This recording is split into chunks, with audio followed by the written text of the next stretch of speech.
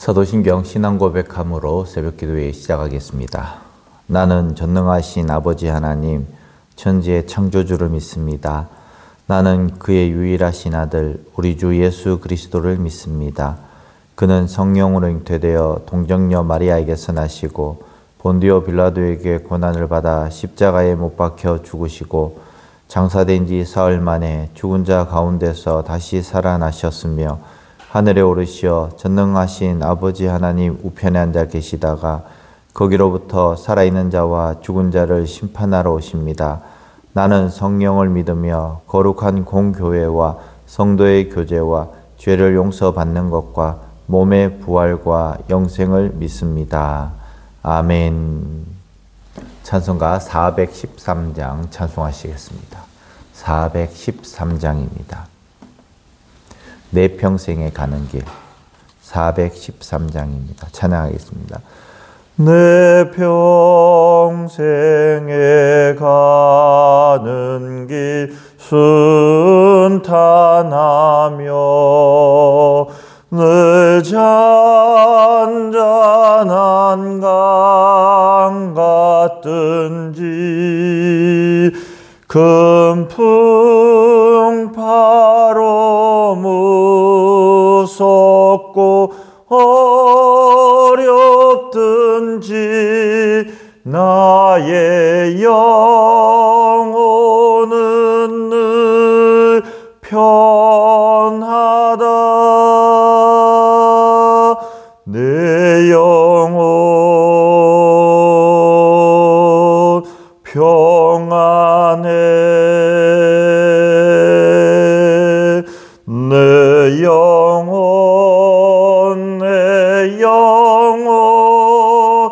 평안해. 저 마귀는 우리를 삼키려고 입 벌리고 달려와도 주 예수는 우리의 대장 되니 끝내 싸워서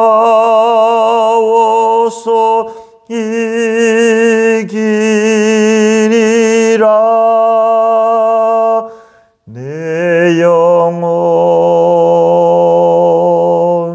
평안해. 내 영혼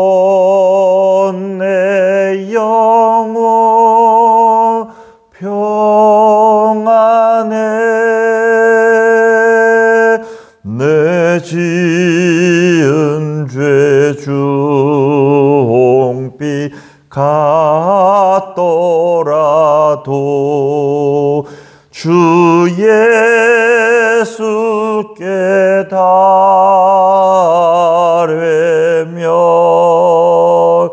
그 십자가 비로소 다시 쓰사 있는 보다 더 정하리라.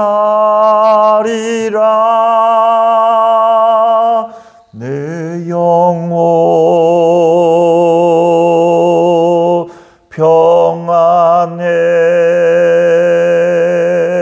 내 영혼 평안해.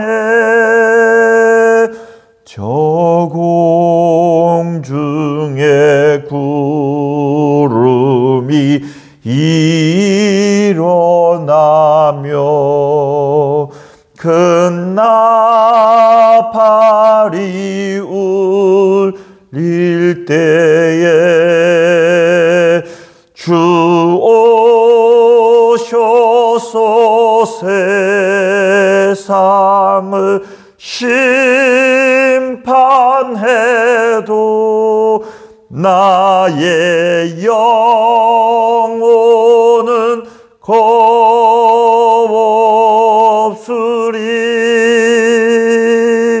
내 영혼 평안해. 내 영혼 평안해.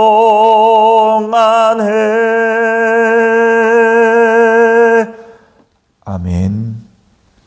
오늘 함께 볼 하나님 말씀 시편 29편 말씀입니다. 시편 29편 말씀 1절부터 11절까지 말씀 함께 읽겠습니다. 너희 권능이 있는 자들아 영광과 능력을 여호와께 돌리고 돌릴지어다. 여호와께 그의 이름에 합당한 영광을 돌리며 거룩한 옷을 입고 여호와께 예배할지어다. 여호와의 소리가 물 위에 있도다. 영광의 하나님이 우레소리를 내시니 여호와는 많은 물 위에 계시도다. 여호와의 소리가 힘 있으며 여호와의 소리가 위엄차도다. 여호와의 소리가 백향목을 꺾으시며 여호와께서 레바논 백향목을 꺾어 부수시도다. 그 나무를 송아지같이 뛰게 하시며 레바논과 시리온으로 들송아지같이 뛰게 하시도다.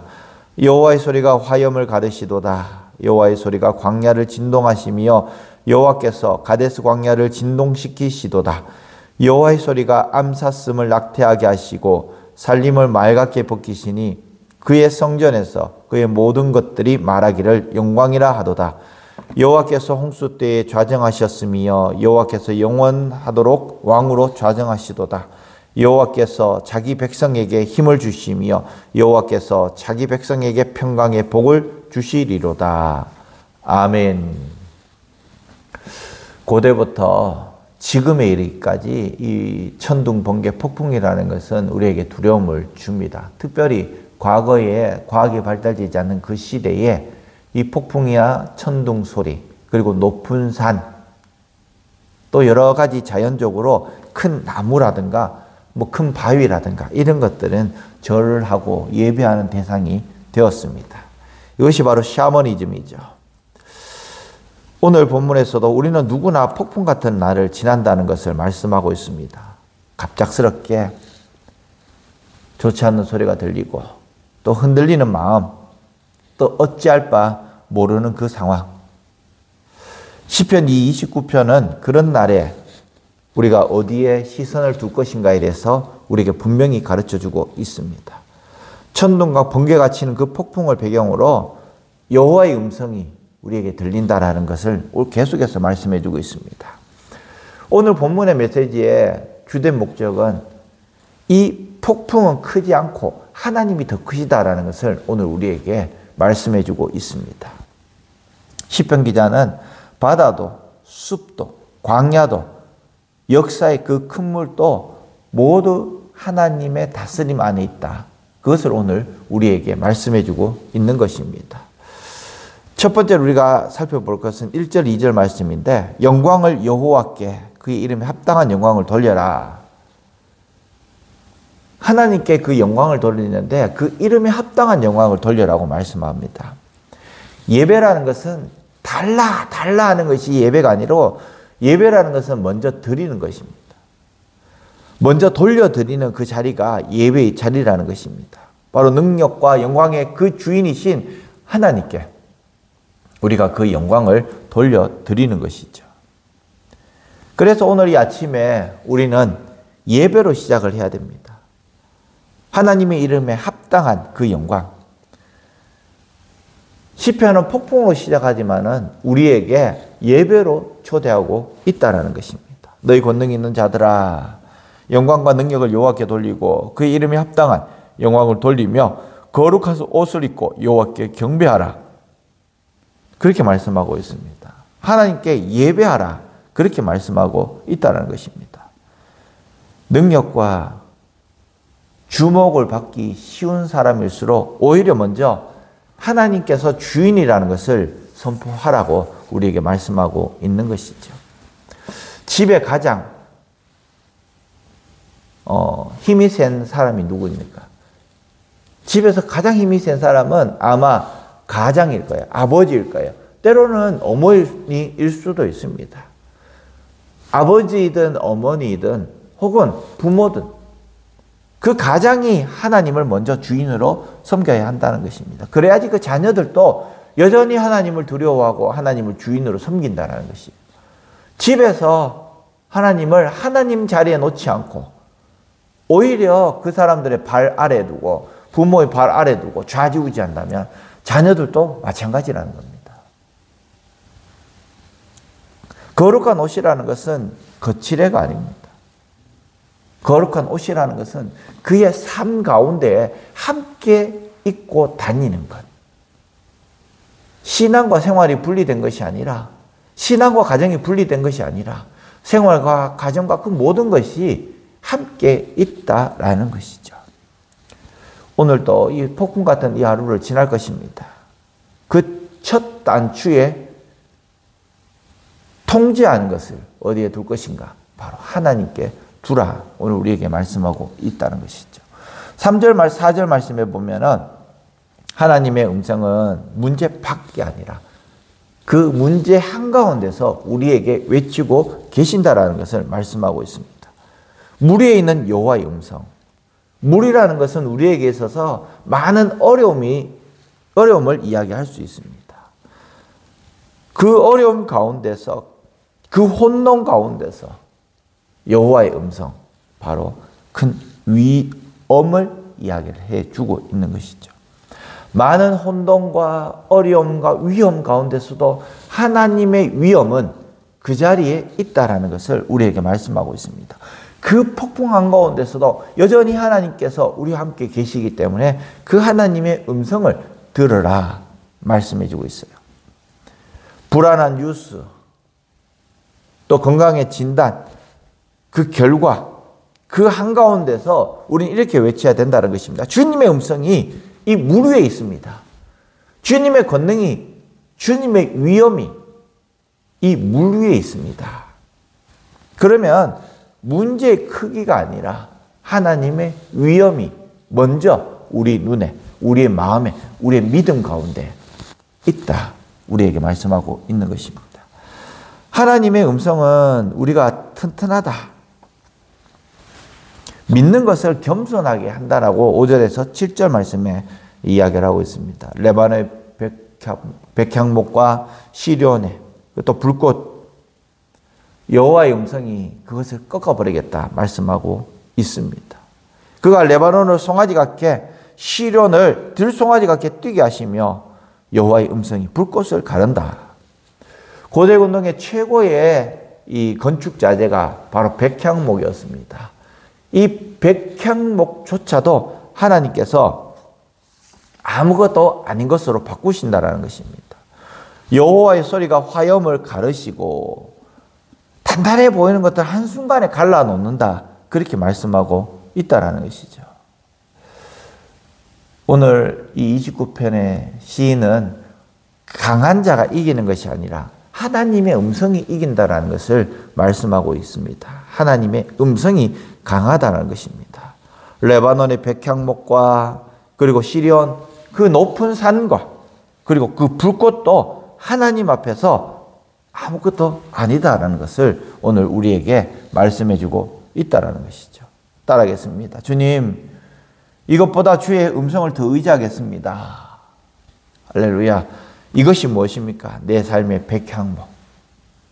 스펙이나 재정이나 인맥이나 자존심이나 그리고 우리를 마음을 세우는, 강하게 하는 또 많은 것들이 있습니다. 그렇지만 이 모든 것이 주의 음성 아래에 있다는 것을 우리는 알아야 하는 것이죠.